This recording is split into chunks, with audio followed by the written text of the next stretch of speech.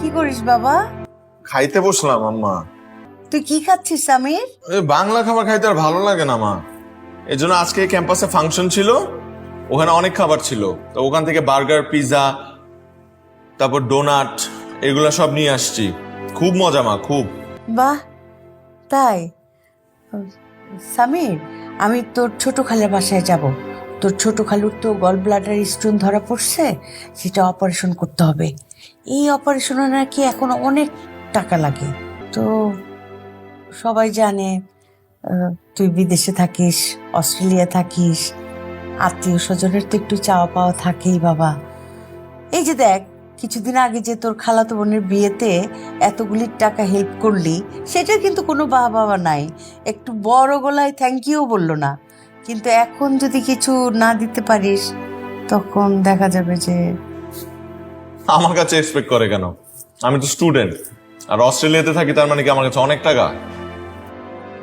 বাবা সামির, তুই যখন বিদেশে যেতে চাইলি, আমি তোকে টাকা পয়সা দিলাম, তখন সবাই বলল এই ছেলে টাকা পয়সা ডোবাবে, না পারবে ক্যারিয়ার করতে, না পারবে লেখাপড়া শেষ করতে, কিছুই পারবে না।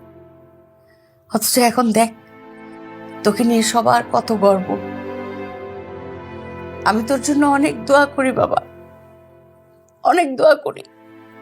তুই অনেক বড় হবি, অনেক উন্নতি করবি বাবা, অনেক উন্নতি করবি, অনেক বড় হবি।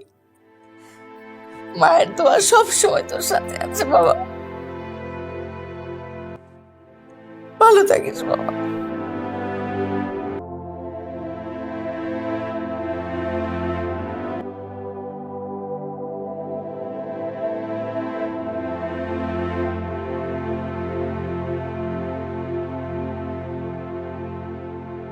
আমাকে ভেঙে পড়া যাবে না।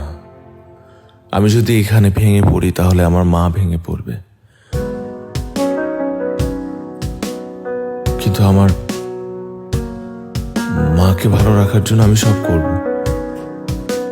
যা করা দরকার তাই করবো, কিন্তু আমার মা সুখে থাকুক, ভালো থাকুক। তোমার প্রার্থনায় আমি আছি নিরাপদ, তোমার চোখের মায়ায় পাই প্রেমের মধুর রূপ। তুমি আমার সব, তুমি আছো বলে আমি আছি। তোমার ছায়ায় আমি আমার জীবন খুঁজে পাই। মা, আমার মা, তোমার দোয়া যেন আমার পরম ছায়া। তোমার ভালোবাসায় আমি রাখতে হবে, কারণ ছেলেরা একটা জিনিস ভয় পায়, সেটা হলো তার মাকে সবার সামনে সময় পাই।